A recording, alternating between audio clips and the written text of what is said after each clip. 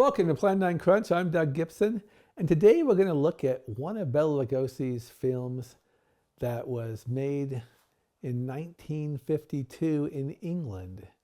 It's called Mother Riley Meets the Vampire. But you may have seen it on YouTube as Vampire Over London. Or you may have seen it as My Son the Vampire, which was the only title it had when it was released in America. Now let me give you some background here. Lugosi was in England spending 6-7 months performing Dracula across the various provinces. He desperately wanted to get to the West End, came close but didn't quite make it. You know, there's a wonderful book called Vampire Over London, Bela Lugosi in Britain, that tells you about that tour of Dracula. And so much misinformation has developed from it. I picked up Wikipedia and they repeated the incorrect information that the stage play Dracula failed and Lugosi was left stranded in Great Britain. That is not true. It was successful. Lugosi made good money, really a lot more than the average actor, believe me. He did complain, perhaps justifiably, about the taxes Britain took of the money he earned. So let's into a man named Richard Gordon, who later became pretty prominent as a producer. He was working for Renown, a British distribution company, who at the time was getting ready to distribute the film Scrooge in England, A Christmas Carol in the United States starring Alastair Sim. It's a wonderful movie, by the way. But George Minter, who was the head of all this stuff, of the film studios or producers, was trying to think of a way to make a horror film that would also be a comedy. And Richard Gordon came up with the idea of matching Bela Lugosi with Arthur Lucan, who was Mother Riley. And Mother Riley was also called Old Mother Riley, had been for 20 years playing the British music halls. Very successful. She was with Arthur Lucan's wife, Kitty, was usually played the daughter, Mother Riley's daughter. But Kitty, Kitty became sort of a diva and made Arthur's life miserable. And they'd split up. They were always splitting up. I don't want to go into detail about their marital difficulties, except that in England they love Arthur Lucan, and Kitty, I can't remember Kitty's last name. I guess we can say Kitty. She didn't take Lucan's last name, but Kitty is more or less forgotten today. In fact, I think they recently just found her grave. It had been abandoned and they weren't able to find it in the cemetery. But anyways, so Mother Riley made a bunch of movies. Most of them are pretty obscure. You can find some of them, but the humor is of the pantomime dame. That's what Arthur Lucan was as Mother Riley.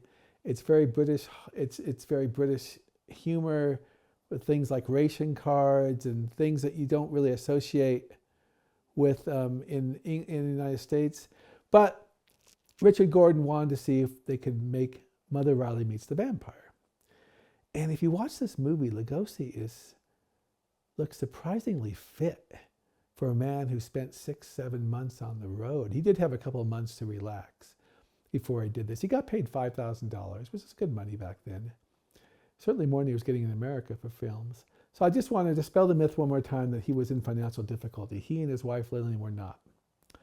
So they got John Gilling to direct the movie. He was a youngster then. Gilling would direct many, many, many Hammer films. And the film is almost a carbon copy. No, it's not almost a carbon copy, but it bears a lot of resemblance to Abbott and Costello Meet Frankenstein, except it's not nearly as funny. But it does have its moments. And it kind of has the same kind of things in Abbott and Costello, secret doors you go through, a frustrated Dracula-type figure who can't get things done. The producers were very worried about getting an adult rating, and so they made it to where Lugosi's character only pretends to be a vampire, even though he believes he's one. They make it very clear that he really isn't. And they're having him build a robot and trying to steal uranium. All this was designed to take the horror elements away, so this could be released to most theater goers in Britain. I want to show you a scene that shows Lugosi's droll comedy right now. Once again, I am pleased with how well he looks as Baron von Hausen in this movie. We'll go to it right now. My dear Anton, the time has come when I have to acquaint you with my latest achievements and my future plans. I am honored, Master. Until now, I have existed in the minds of the people as a legend. A vampire created by evil. But the years have not been wasted, Master. Your long life has allowed you to outstrip the forces of science. I know. Now at last, I, Van Heusen, am ready to fulfill my destiny. I have created weapons by which the armies and machines of our enemies can be destroyed. For instance, look at this, Anton.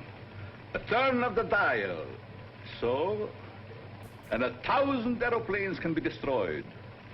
Another turn, and 10 battleships can be blown up at sea. Unbelievable. And what is this for? This is the robot control. I intend to build 50,000 robots. 50,000? Yes. But how many have you built so far? One. I love that. Rest, I need an almost unlimited supply of uranium. Okay, Jack, we can go away now. Miss Loretti. I just love the way Bela talks about how he can build all these giants, and he goes, how many have you built? And he goes, one. That's great comic timing. Lugosi was surrounded by some characters. One character, we don't see him in this film, but he resembles kind of a Renfield type. And he also was, I told you that Kitty, Lucan's wife, was not in the film, but they did put a woman in the film named Dora Bryan, who was a very established, respected British stage actress. And she eventually went on to have a longer career well beyond this in film too. And she is great as a maid in von Hausen's house. Let me give you a little bit of the plot we're not going to show right now. Lugosi, there's a very funny scene I didn't show where Lugosi gets the robot sent to him. And when he tears all through it, it turns out just to be a broom, okay? And Mother Riley gets what she thinks is an inheritance. And what happens is that she ends up getting the robot, okay? I want to look here really quick for a second. Let's see if I can find it really quick. So there's a very funny scene where Bela Lugosi is preparing everyone to see the robot, and he goes through and picks up the broom. And what cracks me up is, rather than a broom, it would have been much funnier to have Lugosi open up and find a chamber pot. And that probably would have been in any script. But once again, they were worried about making sure that everyone got to see this and didn't get the dreaded adult rating. Okay, so Arthur Lucan was, like I said, a semi-depressed man at this time.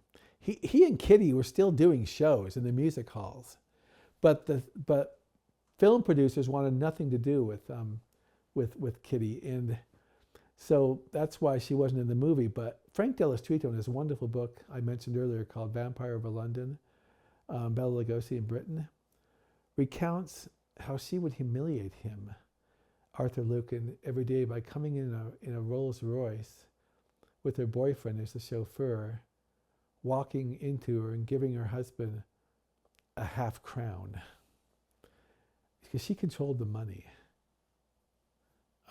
And so it was sad. Just to be fair, Kitty and her boyfriend did not have great ends. They both ended as alcoholics and died in semi-poverty because Arthur was the talent in the group, and his wife simply was not by that time. Now, but I do want to show you a scene that shows pretty effectively good humor between Lugosi's Von Hausen and Lucan's mother Riley. Lucan never left character on or off the set. He came to work dressed as Mother Riley. He talked to Mother Riley as Mother Riley. He left as Mother Riley. In fact, when he was introduced to Lugosi on the set, he talked as Mother Riley, and Lugosi looked over to Richard Gordon. He didn't say anything, but what am I dealing with here? But by all accounts, they got along okay, and they had good comic timing in the scene we're about to watch. All right.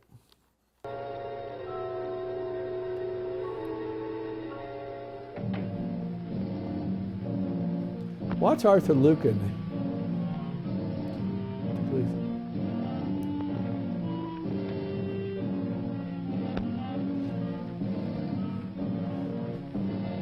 Oh!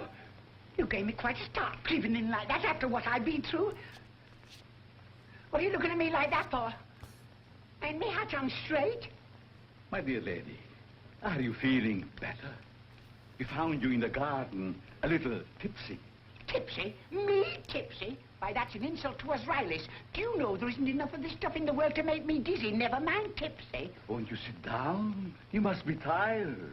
Oh, you're a real gentleman, you are. Do you know you're the first man that's ever been nice to me since the curate took us girl guides out camping?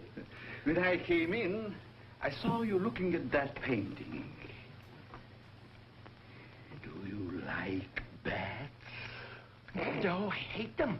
They give me cold shivers up and down my brisket. It's a great pity. That happens to be my brother.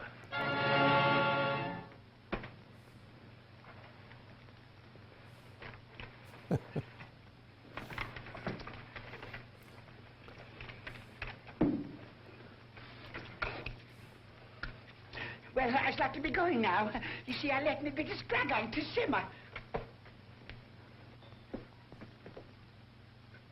Wouldn't you prefer a nice, juicy steak, about 2 inches thick, underdone, lovely and red in the middle? Oh, lead me to it, and I promise you I won't split on your butcher. Liver for breakfast. Plenty of liver with the blood running out of it. Oh, my darling man, do you want the emergency ration? No. I want you to stay here and work for me. You shall have steak and liver every day. All day. You need feeding up. Oh, yes, I'd love to. But I must be going now. It's Mr. Higgins. It's me rent. Wait. If you work for me, here, you'll be able to buy a row of houses. 5 of us. And not a book inside to grab them. Then it is settled. My housekeeper will look after you. Thank you. This Okay, is we not can enough. go now. I mean, it's too much. I wanted to give you a flavor of what Arthur Lucan was like. Okay, and he talks about fivers and rations and stuff like that. A lot of British jargon in the film. Lugosi, like I'll say it the third time, looked very healthy in this movie. There was, by the way, he talks about liver and steak. In his mind, of course, he thinks he's a vampire, and he's thinking of the potential of her blood, all right? That's why he's giving her all that meal. Mother Riley becomes a worker there. Like Abbott and Costello meet Frankenstein, this film has sort of a wild chase at the end, although it takes place more in London streets. As Frank Dello Stritto again points out in his book, this is a good movie, but it's not an Abbott and Costello quality because, once again, the monsters are not made to look foolish in Abbott and Costello Meet Frankenstein, okay? But in an inferior movie, it tends to be they make the monsters look foolish. And the monsters, of course, in this movie are or Lugosi, who and others, well, not really Lugosi, but the robot. The robot who you haven't seen, there's a ridiculous scene later where it goes after Mother Riley and she easily defeats it.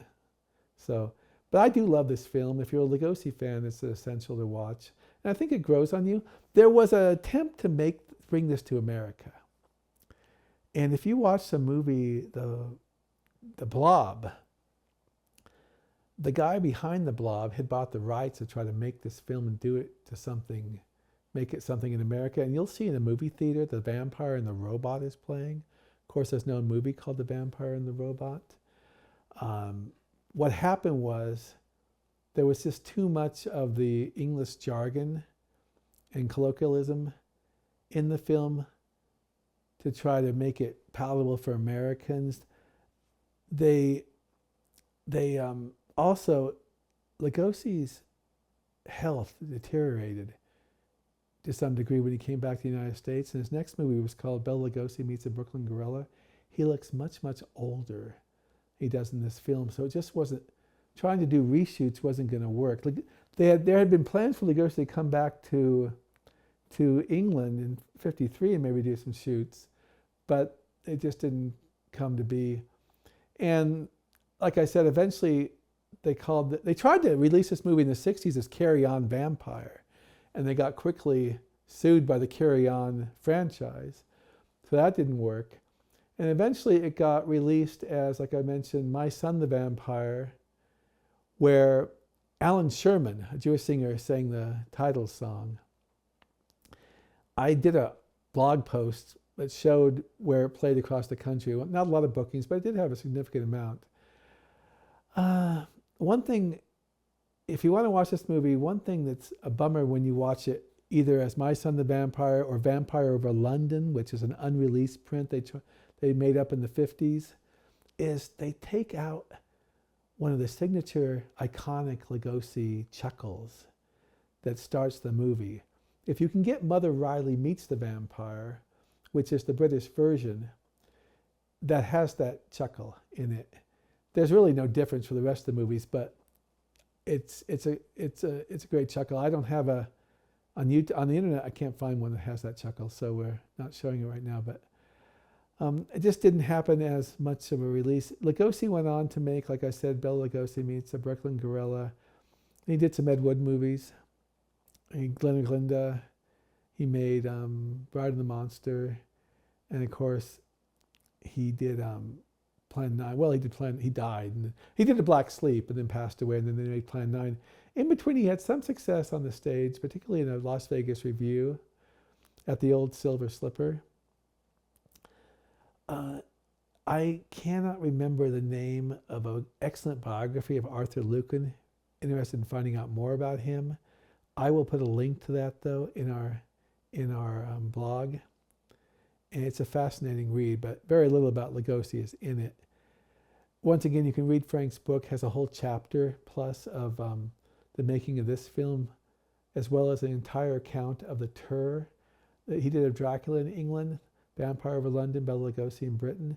And they also have chapters on the other movies he made, Dark Eyes of London, The Mystery of the Mary Celeste, which they have different titles in the U.S., but they're available in truncated forms, at least the first one. Anyways, this is Doug Gibson. We're from Plan9Crunch, and on YouTube, give us a subscribe. You can like us at TikTok and like us at Plan9Crunch Podcast and Blog on Facebook. And that we've done many, more than one article on Mother Riley Meets the Vampire in Plan9Crunch.com, our traditional blog. And thank you very much. We appreciate you listening, and that's a wrap.